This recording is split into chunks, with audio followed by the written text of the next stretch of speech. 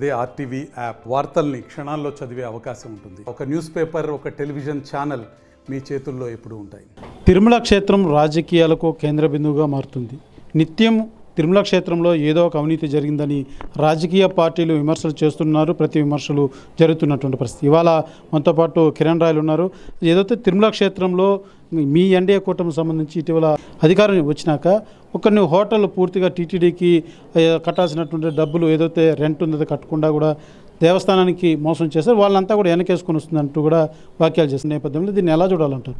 అన్న, ఇచ్చిన హామీలు నెరవేర్చాం. Super 6 super hit.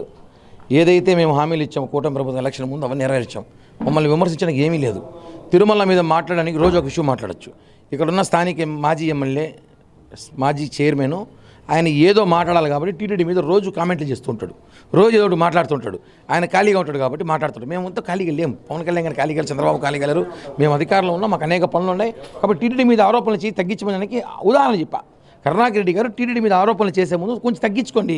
ఎందుకంటే ఉదాహరణ మీ జమానాలో జరిగింది చెప్పా. 2 హోటల్స్ 3 హోటల్స్ ఉన్నాయి. 2-3 సంవత్సరాలు రెంట్ కట్టలేదు. మీరు బోర్డులో పెట్టి పాస్ చేసి తీసేసారు లేదా? అవి టీటీడీ నష్టమే కదా. ఇప్పుడు ప్రజెంట్ లైవ్లో సారంగి హోటల్ ఎవరిది? మీ బినాములది. పెద్ద స్టాల్ వేసుకో, రైస్ బర్గ్ అనేసి 20 అడుగులు. ఎందుకు పట్టించుకోలేదు? కోర్టుకు వెళ్ళారు. టీటీడీ నామ్స్లో కోర్టుకు వెళ్ళకూడదు. ఎలా కోర్టుకు వెళ్తారు మీరు? కోర్టుకు వెళ్ళి స్టే తెచ్చుకోవాలి. ఎంత ధైర్యంగా టీటీడీ మీద కోర్టుకు వెళ్ళి తెచ్చుకోవాలంటే ఏంది? అసలు ఏం జరుగుతుంది? ఇంకా టీటీడీలో నిద్రా వ్యవస్థలో ఉన్నారా? వీఐపీ సేవలో ఉన్నారా? అసలు టీటీడీని కాపాడాల్సిన అవసరం ఉంది కదా.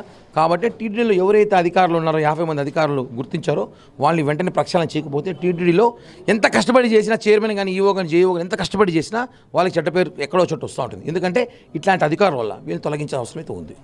నిత్యం కూడా అంటే ఈ విమర్శల పట్ల మీరు చర్యలు తీసుకోవచ్చు కదా, అంటే లీగల్గాను, లేకపోతే ఒక ప్రతిష్ట దెబ్బతినేలాగా ఉన్నాయి కాబట్టి మీరు కూటమి నేతలు అధికారంలో ఉన్నారు, మీరు ఎందుకు చర్యలు చేపట్టలేకపోతున్నారు? చర్యలు తీసుకుంటున్నాం కన్నా. ఇప్పుడు దొంగ లోపల లాక్కుండా రావాలి కదా. అంటే ప్రతిసారి విమర్శలు అంటున్నారు కదా, ఆ విమర్శ అయినప్పుడు మీరు కేసులు పెట్టచ్చు, లేకపోతే ఇంకోటి దాన్ని చట్టపరంగా చర్యలు తీసుకోవచ్చు కదా. అన్న, చట్టపరంగా చేసేది కాదు. ఇవన్నీ ట్రాన్స్ఫర్లు చేయాలి.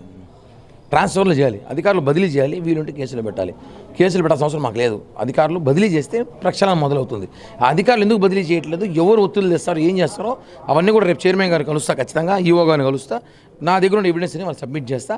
అన్నిటి మించి తిరుమల దేవస్థానంలో ఫోరెన్సిక్ ఆడిట్ చేయాలి. ఆడిట్ చేస్తే ప్రతి పైసా బయటకు వస్తుంది. అది చేయాల్సిన బాధ్యత టీటీడీ తీసుకోవాలి. దాని మీద నేను ఈఓ గారిని కలిసి ఫోరెన్సిక్ ఆడిట్ చేయమని చెప్పి నివేదిక ఇస్తాను. అంటే అధికారులు చేసిన తప్పిదాల వల్ల రాజకీయ నాయకులు విమర్శిస్తూనే ఉంటారు. దీన్ని ఎదుర్కోవాల్సిన పరిస్థితి కూటమికి ఉందంటారా? జనసేన పార్టీ ఎవరు తప్పు చేసినా ప్రశ్నిస్తుంది. చూస్తున్న తిరుమలలో జరిగినటువంటి ఆ యొక్క స్కామ్లు అన్నింటికి కూడా పూర్తిగా అధికారులే కారణం. అలాంటి అధికారిని తొలగించేంత వరకు కూడా మేమైతే ఉపేక్షించలేదు, మేమైతే నిలదీస్తాం. ఖచ్చితంగా అది టీటీడీకి కూడా ఉన్నటువంటి బోర్డుకు కూడా అది చెడ్డ పేరు తీసుకొస్తుంది. కాబట్టి ఎవరైతే ఇలాంటి కార్యక్రమాలను నిర్వహించారో ఆ అధికారులు వెంటనే వారి మీద చర్యలు తీసుకుంటేనే పూర్తి స్థాయిలో దీన్ని ప్రక్షాళన చేసేదానికి అవకాశం ఉంటుందంటూ కూడా జనసేన నేత కిరణ్ రాయ్ తెలియజేస్తున్నటువంటి పరిస్థితి. కెమెరా పర్సన్ కోటితో Suresh, RTV, Tirupati. For latest updates on India-Pakistan tensions, download RTV Live app.